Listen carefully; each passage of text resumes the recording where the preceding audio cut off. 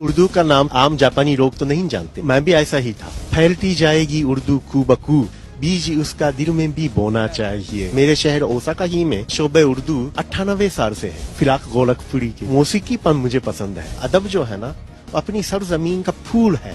तुसी की समझते हो कि मैं खान? मुझे सबसे पसंदीदा तो भिंडी है। जागता रहता हूँ उसके हिजर में, सोया मने अब तो सोना चाहिए।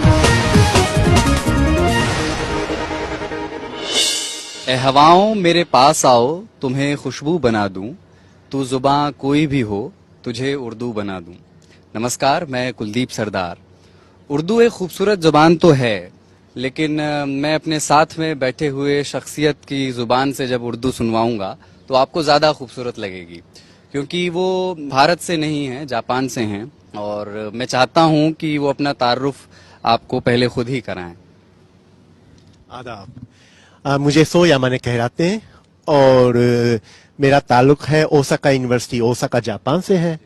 जापान की एक यूनिवर्सिटी में शोबे उर्दू है, वहाँ मैं उर्दू का प्रोफेसर हूँ और इत्तेफाक से गज़ल भी कभी कभी बस शुगर के तौर पर लिख देता हूँ।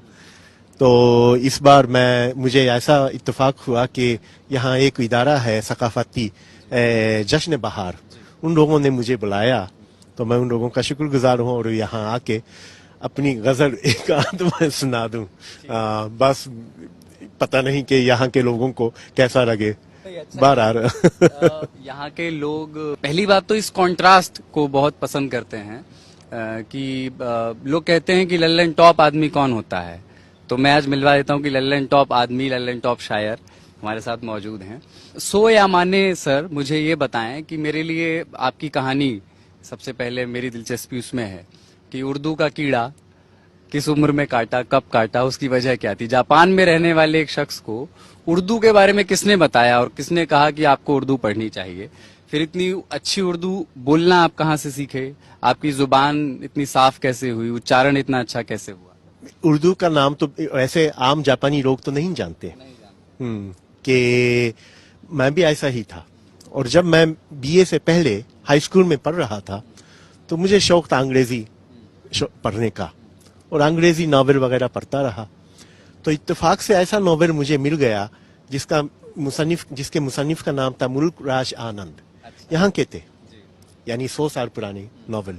इसमें ऐसे जुमले आ गए, दिस इज नॉट तमाशा।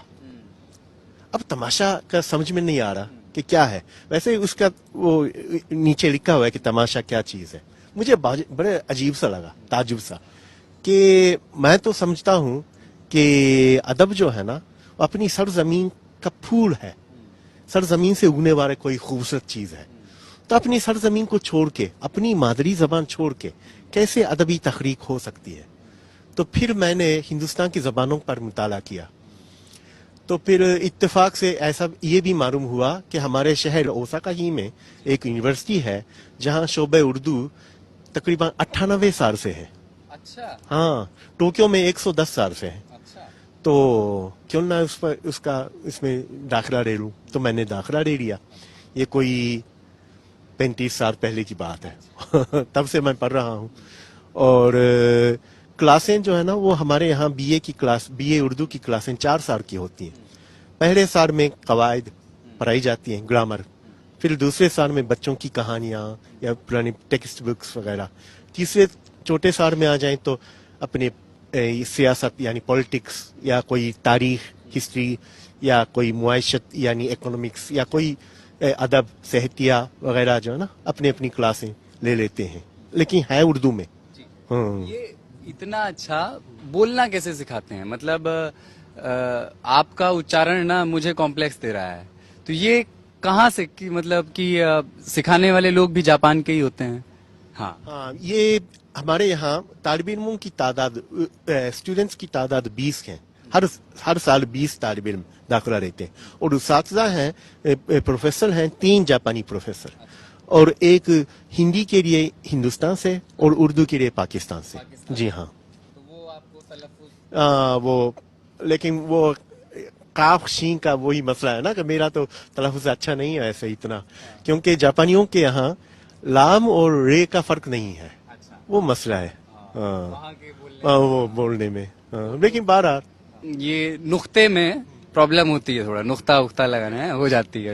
اچھا ٹھیک ہے، ایک غزل آپ کی کوئی سنیں گے، اس کے بعد اس بات چیت کو آگے بڑھائیں گے. آپ سے بہت سارے سوال ہیں میرے، آپ کی پرسنل لائف کے بارے میں بھی اور آپ کے ادبی سمجھ کو لے کر کے، ہندوستان کے شاعروں میں آپ کی جو دلچسپی رہی ہو اس پر بھی. پر اس سے پہلے آپ کی کوئی غزل یا نظم جو بھی آپ سنانا چاہیں. عرض کیا ہے، دوسروں کے غم میں رونا چاہیے، دوسروں کے غم میں رونا چاہیے، تیرا دکھ میرا بھی ہونا چاہیے. دوسروں کے غم میں رونا چاہیے، تیرا دکھ میرا بھی ہونا چاہیے. پھیلتی جائے گی اردو کو بکو، پھیلتی جائے گی اردو کو بکو، بیج اس کا دل میں بھی بونا چاہیے. پھیلتی جائے گی اردو کو بکو، بیج اس کا دل میں بھی بونا چاہیے. میرے اشکوں میں تیری تصویر ہو، میرے اشکوں میں تیری تصویر ہو، اور مجھ کو خوب رونا چاہیے. میرے اشکوں میں تیری تصویر ہو اور مجھ کو خوب رونا چاہیے. مقطع ہے، میرا نام سو یمن ہے نا. جاگتا رہتا ہوں اس کے ہجر میں، جاگتا رہتا ہوں اس کے ہجر میں، سو یمن اب تو سونا چاہیے. یہ دیکھیے